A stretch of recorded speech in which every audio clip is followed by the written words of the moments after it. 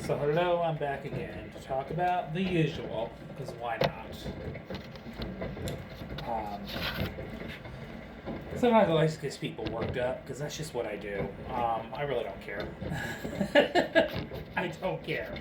So if people make comments, it's fine. I'll have a little fun with you.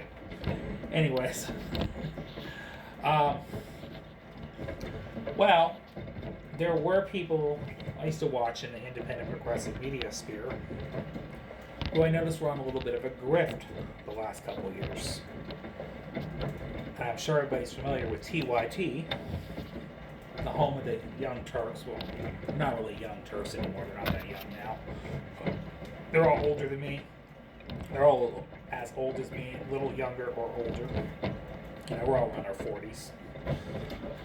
We're close to it anyway. Yeah, they were big during my generation when I was growing up. That's what they were they were the hallmark of progressive media for a long time. I see they were a little bit on a grift, and I'm hearing rumors they had ties to right wing influencers, which is shameful. Again, I can't prove or verify that, so I don't know if that's all actually true. So I haven't really looked into that. But apparently, one of the main hosts of TYT, Anna Kasparian, came out and offered a formal apology on her show, saying that she underestimated the authoritarian tendencies of Donald Trump. And what I want to say to that is good. And I commend you for that, and thank you. And we forgive you. Okay? Because I'm not here to stir up hater on animosity towards anybody. I didn't necessarily agree with her and several other people's grift. You know, I understand they're trying to appeal to different audiences, because that's what people do in the media space. But your goal really is, if you care about justice and moral clarity, is to stick to your value system. I understand that people in the media sphere felt like it was more popular to appeal to centrist or MAGA voters. And I get that was a thing at one point, which clearly it's not now, because that's sinking like quicksand. And I always said it, every cult has its moment in the sun, and then it implodes. And you're seeing it with MAGA right now. MAGA's imploding like quicksand. Okay? It's happening. I'm glad she acknowledges her mistake, that she didn't take the Trump regime that serious like she thought. She spent a lot of her disaffection with the Democratic establishment, and you know what? I was there at one point too, because the Democratic Party establishment often disappoints me, because they are bought and ran and controlled by the same donor class the Republican Party is. Okay? And they don't want to deal with structural issues in this country. And their messaging is weak and feckless, and they lose elections for the Democrats quite often. It's no secret. Okay? Because their message of the status quo is working isn't going to appeal to anybody, and that's true. And I'm glad the more mainstream or middle of the road, moderate-ish Democratic voters are waking up to this reality and saying, you know what, we needed to do direction, and I'm glad you guys are seeing that now. But I'm glad Anna acknowledged her mistake, and this is a time we need to unite as a left wing front, whether we agree with each other on every issue or not. And I know there are some people to the left of her that didn't agree with some of her political maneuvers and her appeal to certain groups of people, and she has a large segment of conservative friends, and she tried to reach out to them and collaborate with them in a lot of ways. And I know some people doesn't set well with, and you know, like I said, we all have a different style of politics. I have people I don't politically disagree with, I still talk to, but I do speak very earnestly about what I believe, and I don't ever walk away from my value system. And I am angered and radicalized by the Trump regime. And sometimes I will say things I would not normally say out of reaction, because I'm so angry by what I see. And it does frustrate me that there are so many conservatives still okay with this guy's behavior. Okay? Including people in my life that I talk to. Which it's hard. It's hard to walk that happy balance. I mean, especially me, because I've always been pretty solid in my beliefs. And, you know, it's harder and harder for me to agree with conservatives or like conservatives for anything at this point, because they're okay with this guy who's ripping our country apart.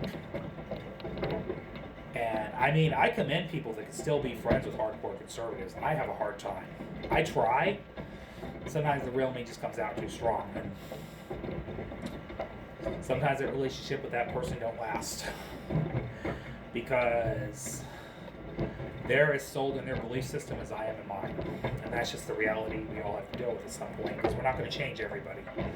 But I'm glad she's waking up, realizing her collaboration is not going to be with MAGA, and I knew she would come back home to the left, because she never completely left the left, even though she said that on occasions and talked to a lot of conservatives. She's been in the political arena for 20 years doing journalism and media commentating, and she was always on the left. I know she's not the like progressive left. She's not where like an Emma Vigeland is, or Sam Cedar, or you know, any of these other new podcasters. I mean, progressives. She's not where the Jennifer Welsh's are. Maybe not. Maybe a little bit. I don't know. Jennifer Welsh was more of a moderate Democrat at one point too. But I think culturally very liberal. I think on economic issues, I think she's one of the left that's woke up. And she's getting the most clicks right now. She's not as left as Kyle or Crystal Ball, but they're all close to the same in their views. I just think that when people go in the world of influencing the media, they test their audiences out, a lot of them. But I just commend the fact that she's woke up to that reality. That this was not something to underestimate. I think a lot of people are waking up to that, though. So, I'm just glad everybody's now starting to see the same problem, whether we agree on every issue or not. This is not about a purity test, okay? I'm not here to slam people for not being genuinely left-wing, because if we're looking for purity, we're not going to get anywhere, because nobody's going to agree with us 112% on every issue. Just know that. We are all individuals and have different beliefs and different walks of life, and at the end of the day, though, always be true to your value system. Okay? So, that's all I want to say in this video. I'm glad more people like herself and many other people are waking up to this and acknowledging it, and I commend you for that. But I'm just glad, hopefully you understand that reaching out to people, it's okay to reach out to people you disagree with and collaborate with them to a certain point. But just know, some of these people are not reachable, or nor are they going to change. And they're going to support whoever the leader of a cult or their party is, regardless of what that person does, which is unfortunate. And again, I want everybody to be objective, all of us, not just the right wing, not just conservatives, not just Republicans. I want us progressives and Democrats to be the same of our government, regardless of who is serving in that government. Okay? And again, I've changed a lot of my views over the years too. I've pivoted different directions on certain issues, but I've always been pretty solidly on the left. You know, and to some left, I'm not that left wing. So, I mean, I'm really kind of, you know, I'm pretty progressive though for the most part. I've been pretty consistent on my political views.